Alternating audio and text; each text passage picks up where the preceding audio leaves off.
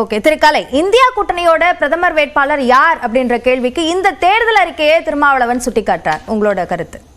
இல்ல, அது அவங்க யார் பிரதமர் வேட்பாளர் அவங்க அனௌன்ஸ் பண்ணணும் அவசியம் இல்லை. அது ஒன்றும் சட்டப்படி தேவையில்லை. அது அப்படித்தான் முன்னாடி கூட பல சமயங்கள் நடந்திருக்குது. மன்மோகன் சிங் அறிவிக்கப்பட்டாரா, அது மாதிரி பல விஷயங்கள் இருக்குது. அது அது அது வந்து ஒரு பிரச்சனையாக நான் கருதலை. ஆனால் இவங்க சொல்கிறாங்க சுவாமிநாதன் கமிட்டி அறிக்கைப்படி மினிமம் சப்போர்ட் ப்ரைஸ் வந்து 23 கமோடிட்டிஸ்க்கு நாங்கள் கொடுப்போம்னு சொல்கிறாங்க. அது அந்த போராடி கொண்டிருக்கக்கூடிய விவசாயிகளுடைய கோரிக்கை. அதுக்கு என்ன ஆகுன்னு கணக்கு பொருளாதார நிபுணர்கள் சொல்கிறாங்கன்னா, ஒன்று 23 ப்ராடக்ட்ஸ் தான், மற்ற ப்ராடக்ட்ஸுக்கு அது எக்ஸ்டெண்ட் ஆகலை. இந்த 23 ப்ராடக்ட்ஸுக்கு மட்டுமே எக்ஸ்டெண்ட் ஆனால் கிட்டத்தட்ட 10 லட்சம் கோடி அதுக்கு தேவை ஆண்டுதோறும். மொத்தமே பட்ஜெட் வந்து 47 லட்சம் கோடி. 10 லட்சம் கோடி அதுக்காக ஒதுக்க முடியாதுங்கிற விஷயத்தை பல பொருளாதார நிபுணர்கள் திரும்ப திரும்ப சொல்லிகிட்டு இருக்காங்க. அதை இவங்க அறிக்கையில் இருக்குது. அது எப்படி சாத்தியமாகுன்னு எனக்கு தெரியல.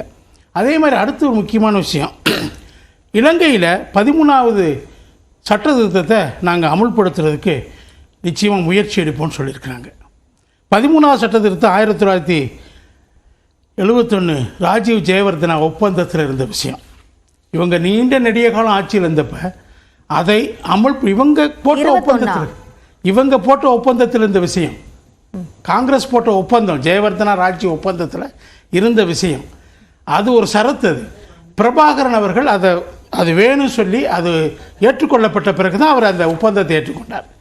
ஆனால் அதே காங்கிரஸ் ஆட்சியில் இருந்தப்பையும் அதை அமுல்படுத்துவதற்கு எந்த முயற்சியும் எடுக்கலை. 13வது சட்டத்தை கொண்டு வந்தப்போ, ராஜபக்சே கொண்டு வந்தப்பவும் அதில் நிலம், காவல்துறை இதை வந்து அந்த தேர்ந்தெடுக்கப்பட்ட அரசுக்கு தரலை, மத்திய அரசு கையிலே வச்சுக்கிட்டாங்க. அதனால தான் இன்றைக்கும் அங்கே இராணுவம் இங்கே இருக்குது. இது யாழ்ப்பாணம் பகுதியில் இராணுவம் இன்றைக்கி நிலைத்திருக்கிறது. நிலமெல்லாம் வந்து அவங்க சிங்களர்களை குடியேற்றுறாங்க தமிழர்களுடைய நிலங்களில். அந்த திருத்தத்தை இப்போ சொல்கிறாங்க, இவ்வளவு ஆண்டுகள் கழித்து நாங்கள் அதை அமுல்படுத்துவோம்னு சொல்கிறாங்க. அதை எப்படி அமுல்படுத்த முடியும்னு எனக்கு தெரியல. இன்னொன்று, எலக்டோரல் ரிஃபார்ம்ஸ் விஷயத்தில் judicial appointment committee and accountability பில்லுன்னு கொண்டு வந்தாங்க. அந்த பில்லு நாடாளுமன்றத்தில் காங்கிரஸ் ஆட்சியால் யூபி அரசில் அது பாஸ் ஆனது. ஆனால் அதை உச்சநீதிமன்றம் நிராகரித்து விட்டு பழைய கலோஜியம் சிஸ்டம் தான் தொடர்னு சொல்லிட்டாங்க. இப்போ திரும்பவும் அந்த பில்லை நாங்கள் கொண்டு வருவேங்கிறாங்க. அது எந்த அளவுக்கு உச்சநீதிமன்றம் ஏற்றுக்கொள்ளுன்னு எனக்கு தெரியலை. இன்னொன்று, ஜம்மு காஷ்மீர் விஷயத்தில் மாநில அந்தஸ்து தரப்படும் சொல்கிறாங்க. அது ஏற்கனவே பாஜகவே நீதிமன்றத்தில் ஒத்துக்கிடுச்சு, மாநில அந்தஸ்து தரப்போகிறோன்னு சொல்லி. அந்த 370 ரத்து செய்வோங்கிறது சொல்லப்படலையே. அதை பற்றி 370 பற்றி ஒன்றுமே இந்த அறிக்கையில் இருக்கிற மாதிரி எனக்கு தெரியலை. மேற்கொண்டு வறுமை கோட்டு கீழே இருக்கிற குடும்பங்களுக்கு 1 லட்சம் ஆண்டு தர்றோம்னு சொல்கிறாங்க. எவ்வளோ பேர் வறுமை கோட்டு கீழே இருக்கிறாங்க? எத்தனை கோடி பேர் இருக்கிறாங்க? அது எவ்வளோ பெரிய தொகையாக மாறும்? இல்ல, இப்போ இங்க உரிமை தொகையை அறிவிச்ச போதும் எவ்வளவு பேரும் தெரியல, அதுக்கப்புறம் கணக்கெடுத்து தான் இங்க அறிவிக்கும் போது இருந்தாங்க. அது மாதிரி அதையும் கணக்கெடுத்து அறிவிக்கும் போது 2.11 கோடி இருந்தாங்க. இந்திய அளவுல வறுமை கோட்டு கீழே யார் இருக்காங்க அப்படின்ற டேட்டா இல்லைன்னு சொல்ல வரீங்களா? டேட்டா தெளிவா இல்லைங்கிறேன். பாஜக நாங்க 20 கோடி பேரை வறுமை கோட்டுல இருந்து நீக்கிட்டோம் சொல்றாங்க. அதை காங்கிரஸ் ஏற்றுக்கொள்ள மறுக்கிறது. அப்ப எத்தனை பேர் இன்னைக்கு இருக்கிறாங்கன்னு தெரியாம ஒரு 20 கோடி இருக்காங்கன்னு வச்சுக்கோங்க சார். ஒரு திட்டத்தை செயல்படுத்தும் போது அதற்கான கணக்கீடை எடுத்துட்டு தானே செயல்படுத்துவாங்க. கணக்கீடு இல்லைங்கிறேன் நான். வறுமை கோட்டுக்கு எத்தனை பேர் இருக்காங்க? காங்கிரஸ் சில இடங்கள்ல என்ன வருதுன்னா, வறுமை கோட்டே சொல்லல, சில இடங்கள்ல அந்த விஷயத்தை யோசிக்காம இந்த திட்டத்தை அறிவிச்சிருப்பாங்க. அப்படிதான் நான் நினைக்கிறேன். பல விஷயங்கள் அப்படிதான். 8வது அட்டவணையில மொழிகள் விஷயத்துல 8வது அட்டவணையில 22 மொழிகள் தற்போது தேசிய மொழிகளா இருக்குது. ஆனா இப்ப அதுல இந்த அலுவல் மொழியா இருக்கு. அலுவல் மொழியா இல்லைங்க, தேசிய மொழிகளா தான் இருக்குது. அலுவல் மொழியாக கொஞ்சம் பேச விடுங்க. அலுவல் மொழியாக ஆங்கிலமும் இல்ல சார், நீங்க பேசுறதுல சில குழப்பம் இருக்கு. அதை நான் தெளிவுபடுத்திக்கிறதுக்காக கேள்வி கேட்கிறேன். தேசிய மொழின்னு எதுவும் இல்ல சார், அலுவல் மொழி இருக்கு. தேசிய மொழி எதுவும் கிடையாது, அலுவல் மொழி. எங்க நேஷனல் லாங்குவேஜஸ் 22 லாங்குவேஜஸ் வந்து சொல்ல கொஞ்சம் பேச விடுங்க. 8வது அட்டவணையில பேச விட்டு அதெல்லாம் 22 மொழிகள் கேள்வி கேட்டீங்க. நீ பேச விடுங்க. நீங்க கொடுக்குறீங்க, இவர் கொடுக்குறாரு, அவர் கொடுக்குறாரு. நான் பேசுறேங்க, நீங்களே பேசிக்கோங்க சார். நீங்க பேசும்போது அதுல சில குழப்பம் இருக்கு, அதை கிளாரிஃபை பண்ணிக்கிறதுக்காக நான் கேட்கிறேன். தேசிய மொழிகள் எல்லாம் அங்கீகரிக்கப்பட்ட மொழிகள். அது அங்கீகரிக்கப்பட்ட மொழிகள் சொல்லிக்கோங்க நீங்க. ஆனா அந்த அட்டவணையில் இருக்கக்கூடிய மொழிகளை நாங்கள் அதிகப்படுத்துவோம் சொல்றாங்க. அவைகள் பேசணும் அப்படின்னு நான் கேட்டுக்கிறேன். சொல்லுங்க, தொடர்ந்து சொல்லுங்க. சொல்லுங்க. அவைகள் அலுவலக மொழிகள் அல்ல. அலுவல் மொழிகளாக ஆங்கிலம் இருந்துச்சு பிரிட்டிஷ்காரன் காலத்தில். இது சுதந்திரத்துக்கு பின்பு இந்தி மட்டும்தான் கொண்டு வரப்பட்டது. ஆங்கிலத்தோடு இந்தியும் அலுவல் மொழியாக கொண்டு வரப்பட்டது.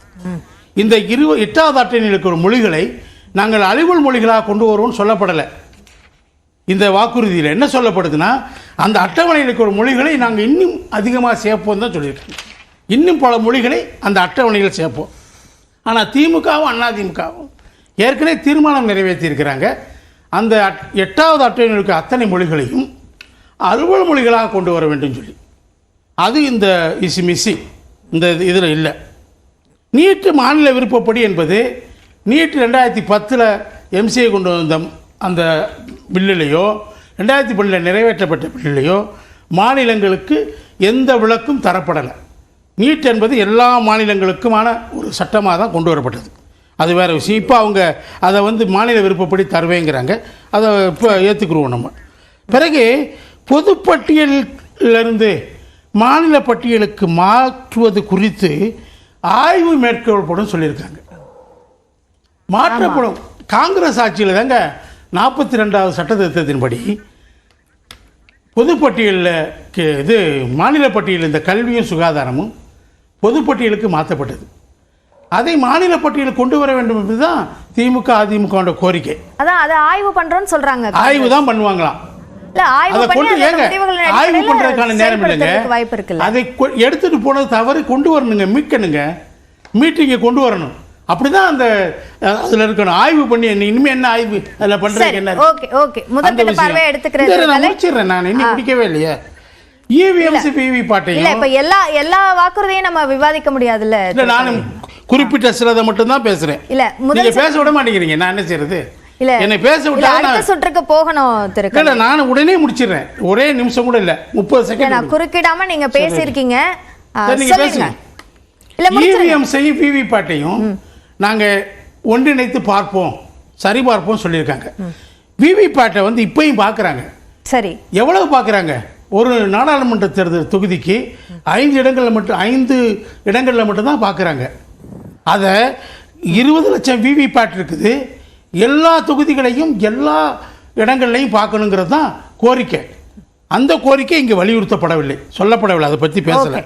ஓகே ஓகே ஓகே திரு வேலுச்சாமி, இப்போ இந்த மாதிரியாக வைக்கப்பட்ட கோரிக்கைகள்ல சில விஷயங்கள் தெளிவாக காங்கிரஸோட தேர்தல் அறிக்கையில குறிப்பிடப்படலை அப்படின்ற ஒரு விஷயத்த திரு கலை குறிப்பிடுறாரு.